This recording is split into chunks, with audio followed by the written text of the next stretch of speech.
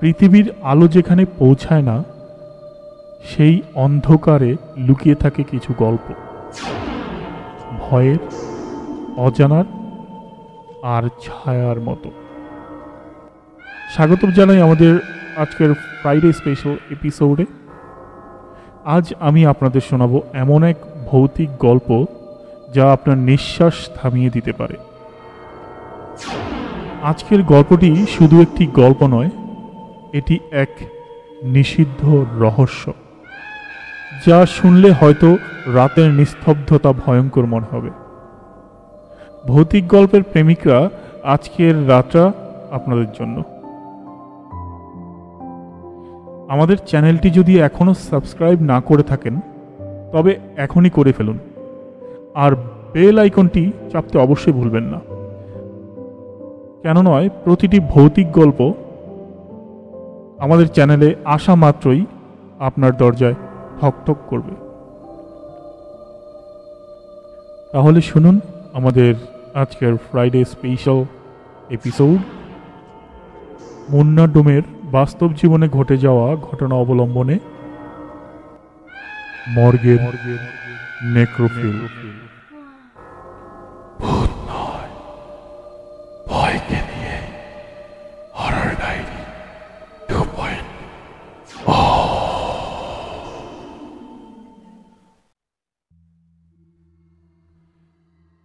লাশ কাটা ঘর।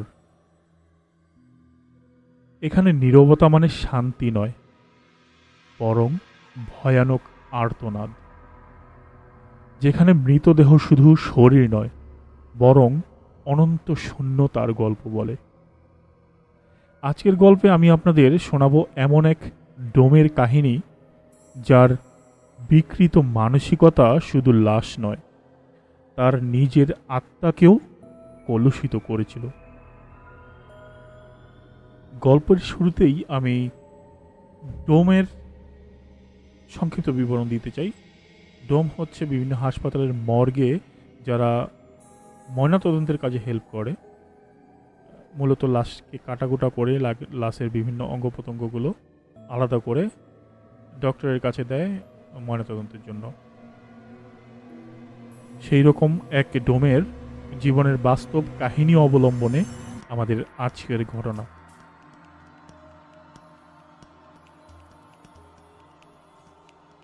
ঢাকার বিখ্যাত একটি সরকারি হাসপাতালের মর্গ। সঙ্গত কারণে আমি এই হাসপাতালের নামটি উজ্জ্বল রাখছি এবং ডোমের নামটিও আমি ছদ্মনাম ব্যবহার করছি। মুন্না সেই মর্গের এক ডোম, যার কাজ ছিল মৃতদেহের ময়নাতদন্তের জন্য প্রস্তুত করা। তবে মুন্নার জন্য এই মর্গ ছিল শুধু কর্মস্থল নয়, এ ছিল তার লুকিয়ে রাখা অন্ধকার জগৎ। রাতে যখন সবাই চলে যেত, মর্গের বাতি মিটমিট করত। কোল্ড স্টোরেজ থেকে অদ্ভুত শব্দ শোনা যেত, যেন মৃতদেহগুলো ফিস ফিস করে কাঁদছিল।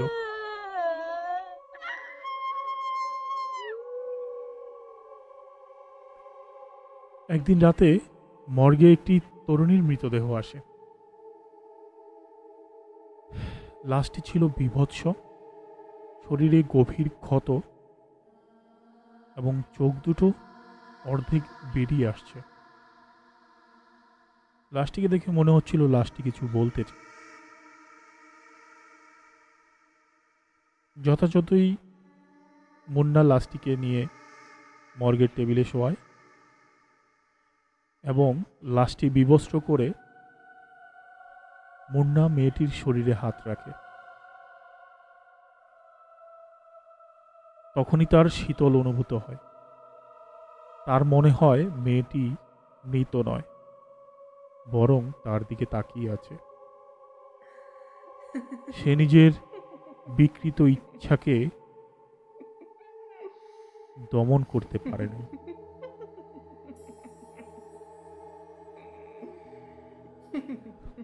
পরদিন সকালে ময়নাতদন্তের সময় চিকিৎসকরা মৃতদেহের শরীরে অস্বাভাবিক ক্ষত আর শুক্রাণুর উপস্থিতি লক্ষ্য করেন।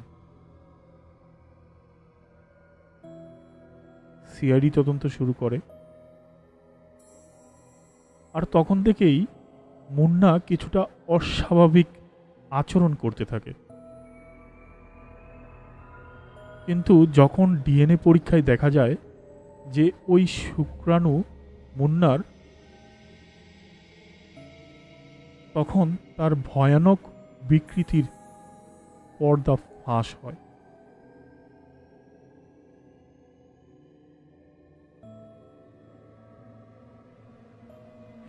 এই ঘটনার পর থেকেই মুন্না নিখোঁজ হয়ে যায়। সিআইডি তাকে খুঁজে পায় না। কিন্তু এরপর থেকে মর্গের কর্মীরা অদ্ভুত ঘটনা লক্ষ্য করে। রাতের বেলায় কোল্ড স্টোরেজের দরজা আপনা আপনি খুলে যায়।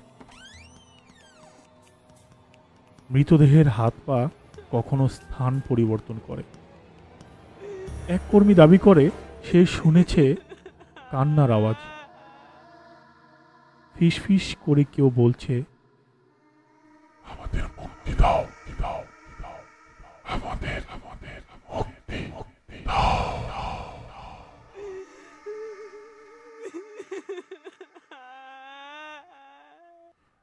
পুলিশ মুন্নাকে খুঁজতে খুঁজতে তার মামা বাড়ি যায়। সেখানে মুন্নার মামা জানান মুন্না সেই গভীর রাতে বাড়ি ফিরেছিল, কিন্তু সারা রাত ঘরের দরজা বন্ধ করে চিৎকার করছিল, আমি আমি ভুল করেছি, আমাকে ক্ষমা করে দাও, আমি ভুল করেছি, আমাকে ক্ষমা করে দাও তোমরা। সকালে মুন্নার ঘরের দরজা ভেঙে ভিতরে ঢুকে পুলিশ দেখে সে অস্বাভাবিকভাবে মেঝেতে মৃত পড়ে আছে। শরীর জুড়ে গভীর আঁচড়ের দাগ, মুখ বেঁকে আছে আতঙ্কে।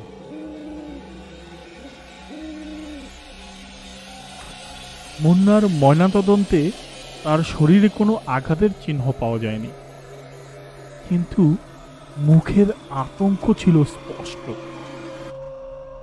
সে যেন কিছু দেখেছিল, কিছু যা তাকে মৃত্যুর পরও তাড়া করে ফিরেছে। মর্গের সেই লাশগুলো আজও সেই অন্ধকার ঘরে নিঃশব্দে শুয়ে আছে। কিন্তু তাদের আর্তনাদ কি থেমেছে, নাকি নাকি মুন্নার আত্মা এখনো সেই লাশেদের মধ্যেই আটকে আছে? মৃত্যু আমাদের শেষ নয়, অনেক সময় এটি শুধুই আরেকটি শুরু। কিন্তু সেই শুরু যদি এমন ভয়াবহ হয়, তবে কি আমরা সত্যি কখনো মুক্তি পাই? দেখা হবে আবারও আরেকটি অন্ধকার কাহিনী নিয়ে। সেই পর্যন্ত সবাই ভালো থাকুন এবং হরর ডায়েরি 2.0 এর সাথেই থাকুন। আমাদের গল্পগুলি যদি ভালো লেগে থাকে অবশ্যই চ্যানেলটি সাবস্ক্রাইব, লাইক এবং শেয়ার করে আমাদের পাশে থাকুন। ধন্যবাদ সবাইকে।